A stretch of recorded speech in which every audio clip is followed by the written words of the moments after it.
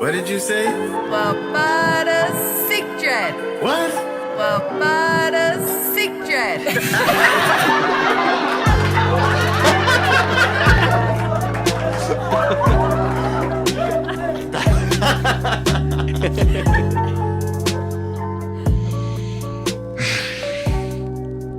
Well Mudda Sick.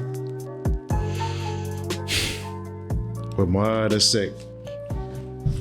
Greetings, ladies and gentlemen. Welcome to another episode of Well Mudda Sick. Here live at what we like to call Chosen View Studios. And this is actually going to be the first time I actually do like a visual component of Well Mudda Sick. And I was like, I was testing out some stuff. I know why these lights ain't coming on yet. Yes. That's how we love it. But this is the first time I'm actually doing a live Well Mudda Sick on video from Chosen View Studios. Normally I record these probably out of, let me turn this down. Yes. Normally I record these out of my bedroom in the dark in front of my computer monitor. And not necessarily in front of a camera, but I always, obviously you hear me, I have a mic. But I was like, let me switch it up this time. And I'm gonna do something like a little bit different. Because I was actually supposed to set up to actually do an interview through Zoom, but things happen, but content still has to be created.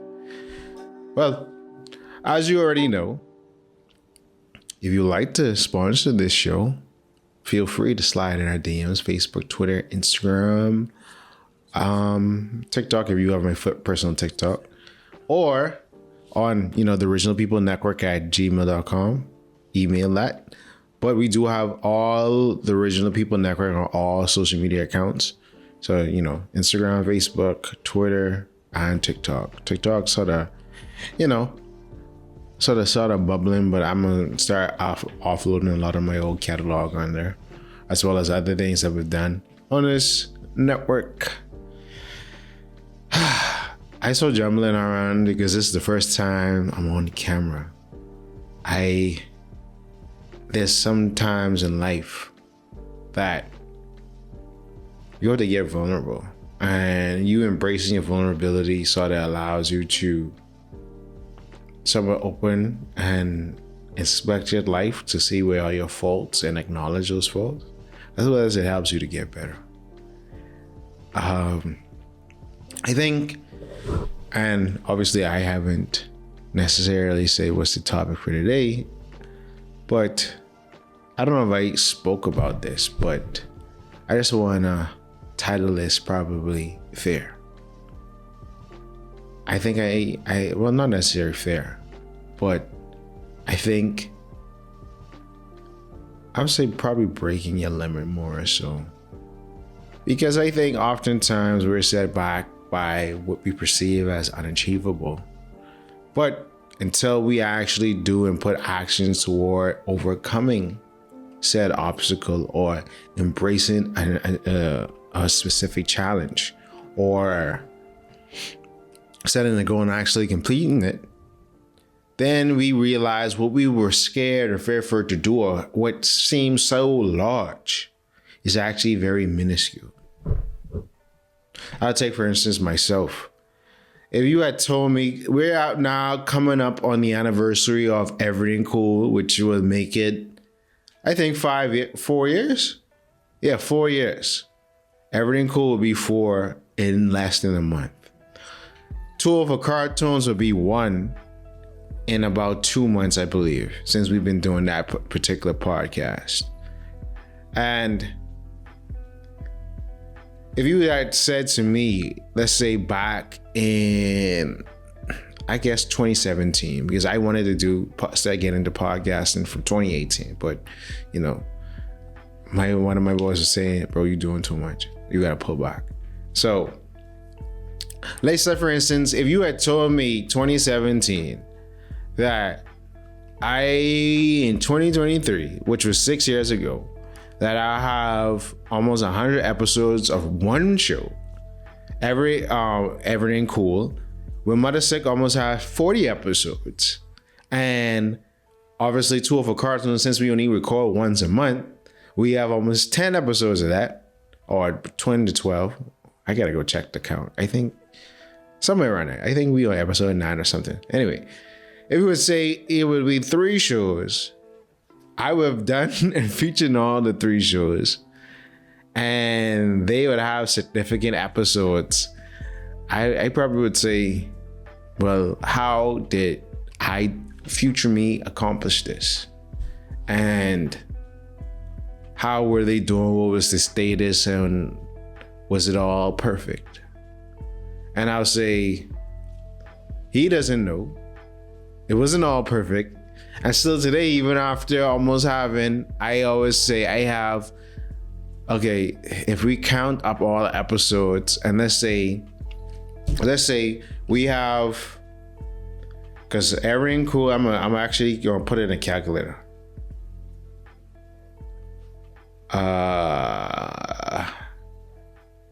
So Everything Cool got 86 episodes plus when Mudda Sick got this gonna be episode 37 plus the 8 or 9 episodes from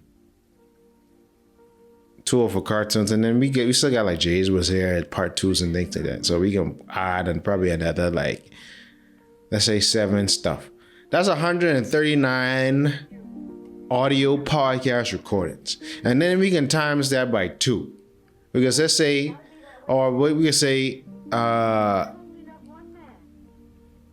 let's times that by, I could times it by probably 60. Because basically that number times 60. Wait, no, let's go back. What are you doing? No. Okay, we gonna go back. So that's 139. And then we can times 139 episodes by 60. That's almost, and it's probably more than that, but that's almost 8,500 recording hours of audio content. And if you had told me in 2017, in 6 years, you would have almost 9,000 hours of recorded audio, I don't even know what I would have thought. Then the next question would have been, so are we famous yet? And absolutely no. Absolutely, we're still unmonetized for the most part. And I've been trying to break my brain since 2020, trying to figure out how to properly monetize to where it makes sense, fiscal sense for all parties involved. And my all trepidation was always, hey, even though this is good content, it isn't getting the numbers that I think it should get, to where I feel comfortable pitching this to corporate Bahamian companies, or whether it be small companies. But I'm not be swayed by that, because a lot of people would quit along the way, and a lot of people have. Because I was just thinking today that when I think about the podcast community in the Bahamas, it relatively isn't really one. You have some people who start podcasts there, who start a podcast there, who start a podcast. They'll probably go maybe a good 4 months, 6 month stretch. Maybe they do 1 season and that's it. Or they'll probably be still doing it, have a peak, and then sort of slowly fall off. Or stop for 3 years and then come back. Or have a good run and then stop. Because I just saw a podcast. They probably haven't put out episodes consistently since 2021, and they just finally announced that, hey, yeah, we move on to other things. So a lot of people, and this isn't a particularly Bahamian one, but within the Caribbean region, but this is something that you have to love in order to continue. And sometimes I've thought about retiring from podcasts, particularly started retiring everything cool after I hit 100. And this is like probably the first time I'm saying this like publicly, because I just like, all right, well, I want to crack the goal, and I would think, okay, after 100 episodes, I don't want to feel like I didn't put blood, sweat, and tears into what the number was, into almost 85,000. Well, almost 8,500 hours of pure adrenaline, information, conversation, all the hours of editing, waiting for these episodes to upload, creating the cover art. I didn't want to be in a space to where I was like, bro, what you do this for? Like, yeah, you have this number, but you ain't really have much to show for it. Now, that isn't entirely true, because along the way, I enjoyed myself. I feel like it helped to build brand recognition when it comes to me being a creative person. It helped to get my face out there, because I'm not the most socialite person. I don't go all the time, but it has helped me to keep my face in the public, And obviously with the other things I started doing after I started podcasting, or even around the same time I started podcasting, it's elevated everything. So it's elevated my brand sense, but the money ain't come yet. And I think that's a big thing for most podcasters, because this is expensive.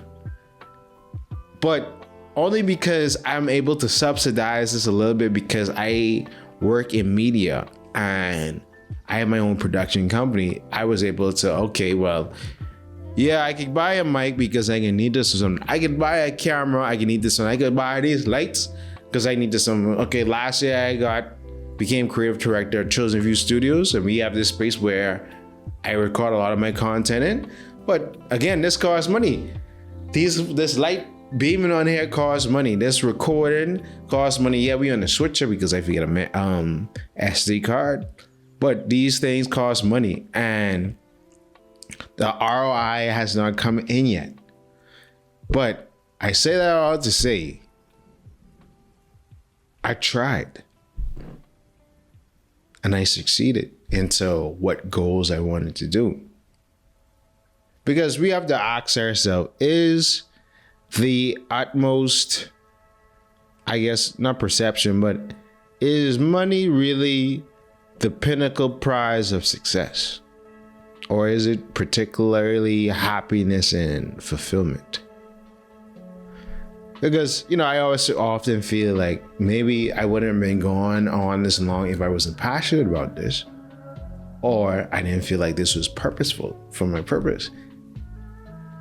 Because the long goal for me is, and I think this is the mindset I had coming into podcasting was, and also other content creating, whether it be homemade heroes or cosplaying, making junk news stories. We got more junk news stories coming on.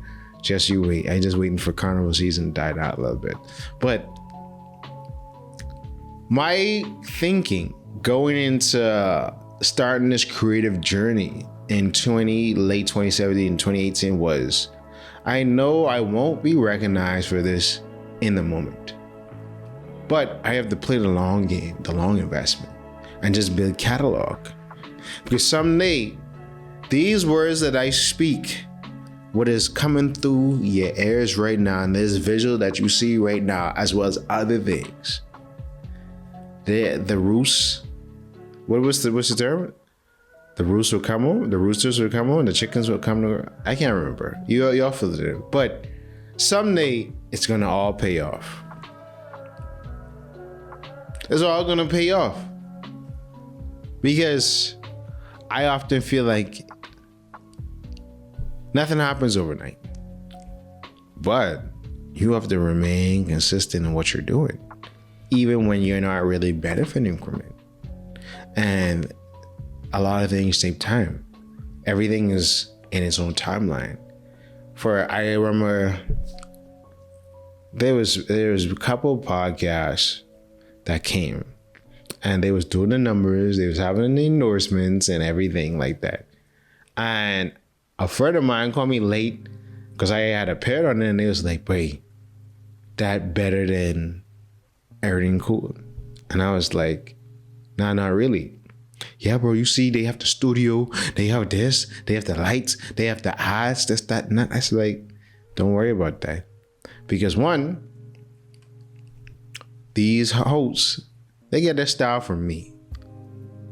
Two, it ain't about the sudden burst right now. It's about longevity. How long can you last and be consistently good?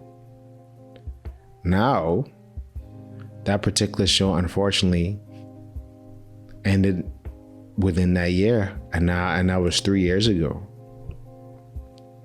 But not to rain on their parade, because obviously, like I say, people get into it for different reasons and they tend to transition. But me, I'm passionate about this. I'm passionate about everything I do. And I stayed the course. I didn't worry about who came in and did what and not this and not that. I gotta focus on continuing doing what I do, continuing what God gave me to do, and all the opportunities and things like that, because it's still going. The fact that it's still going is the indication of this is the path that I'm supposed to be on. Because I don't know how to keep on going afloat, and one day, like it was almost like from the start of even beginning, it's just like, oh, I had a space to record, but we recorded the first year. Then it was okay, we need a space to record. Then the pandemic happened, and the PG allowed us to record at Wednesday Studios for a good time. Then it was another transition where me and PG's hours pandemic was over. Me and PG hours weren't gonna align much, and this came into play out of nowhere, and all the other things, like when I reach out to guests and things just jump, and I'm amazed even myself, even though this happened in my life. But I think because my thing was always focusing on the work, focusing on the product, and making sure I'm having fun. I mean, I don't care if one person watch it. Would I rewatch it? And there came a point when I started podcasting, doing podcasts, and I wasn't really loving the interview or the per se. And it was like, okay, if I like it, why would I think anybody else would like it? And when I started to really infuse the type of energy I want to have in podcasting and separation, and how I can, it was a lot of pivoting to make it what it is today. That's when I was enjoying it. So I always embrace the adaptation, because you always have to learn how to pivot, and you have to pivot multiple times. And I pivoted a lot to where right now, here I am at what I really wanted to do when I started podcasting was to do what I'm doing in 3 shows, do it in 1 show, to where I have a moment like this to where I can share my life story and share experiences and encourage people, but also hear other people's story, as well as have a community discussion with people on camera. And now that has changed into 3 shows. So now Everyday Cool was somewhat all in one, but then Every Cool is now, let's shed a spotlight on to other people and their stories, their behavior stories. Well Mudda Sick is me sort of diving in with myself and share my different feelings and emotions. And then obviously 2 of our cartoons is the wacky side. That's fun time. I mean, Everything Cool is still fun time, but Gabe and Archie really bring out the comical, prankster, mischievous part of me. And, it's just a good old time. But coming back to at this. I know you right now looking and listening and saying, that seems so unachievable, what you just described. It wouldn't sound like that to me if my mind wasn't exposed to the bigger picture. And I think that is the thing that most people have to willfully choose to do in their lives. You must force yourself to see the bigger picture. And when you see the bigger picture, then you need to zoom in and look at the small details. Because that's the second step. Because oftentimes we get blocked without seeing anything. And then, we say, well, let me see the big picture. All right, one night. Okay, I get that. Okay, well, I could take 3, 4, 5 years, 6 years, 7 years. Oh, I know. But then it's like, okay, if I zoom in, hey, the bigger picture is this, but I can find small successes along the way to get there. So now the destination isn't the end point, but more so is a more emphasis on the journey, and you enjoy the journey. Now, when you get to the bigger picture, it's like, all right, well, we're here. That's what we work for. We just continue and go on to where we're going, how we can get better. And that's the journey in itself, because the destination may be the big picture, but you using the small details, you're enjoying the process. And you got to remember that. Just like going to the gym, you might be fat today. You might say, babe, the final destination for me to be, 15% body fat, ripped, looking like Mr. or Mrs. Universe or whatever the case may be. And that ideal shape may not be what you could possibly accomplish due to your own genetics. But anything is better than the state that you're in right now. So if you're in a bad state now and you work hard to go ahead and get into a better state, anything is better than the bad state that you're in right now.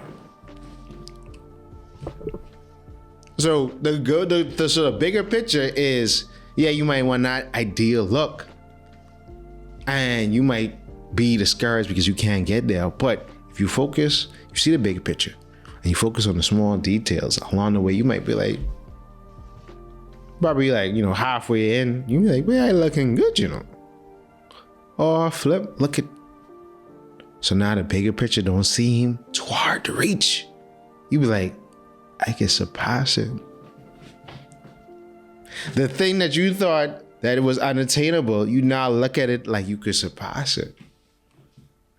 And that's just a combination looking at, remember the big picture with the small details. Just overcome it, limit, break it.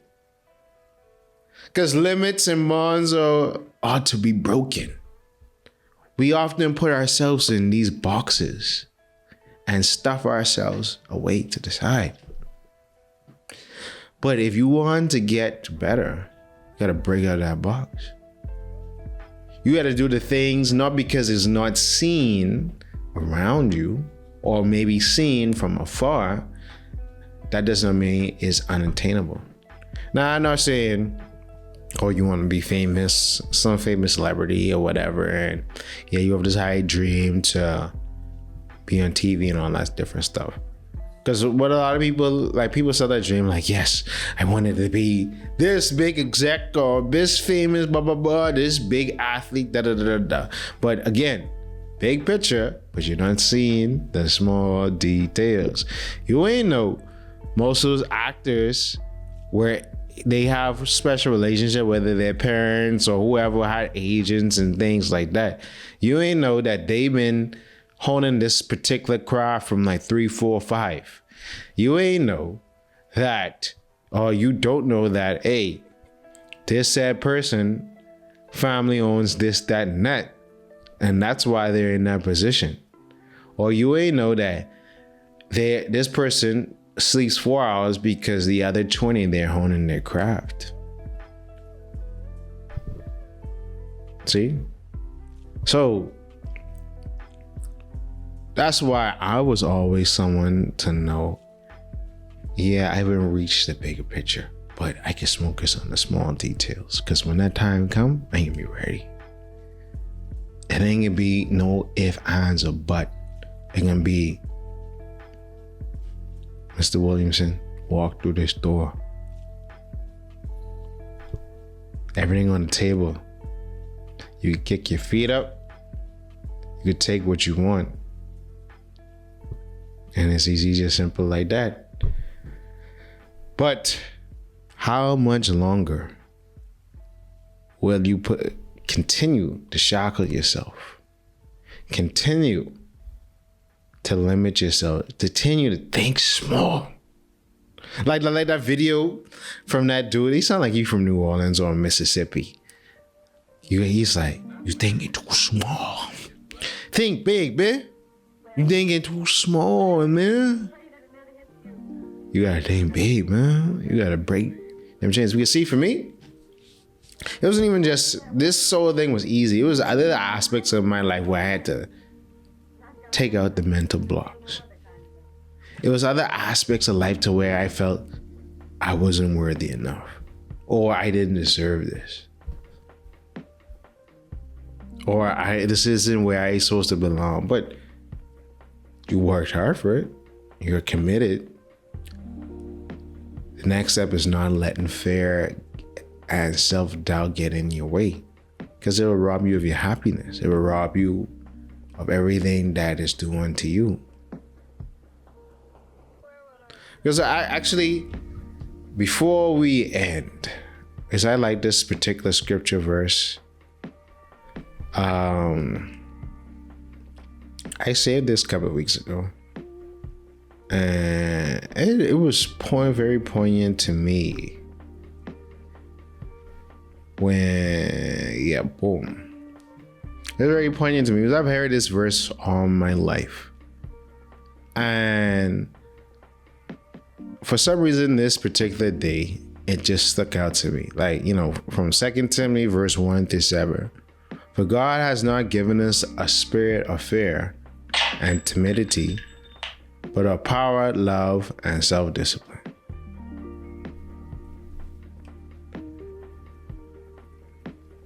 Power, love, and self-discipline. You got the power. Love yourself. And in other translations it say sound mind, or self-discipline, sound mind.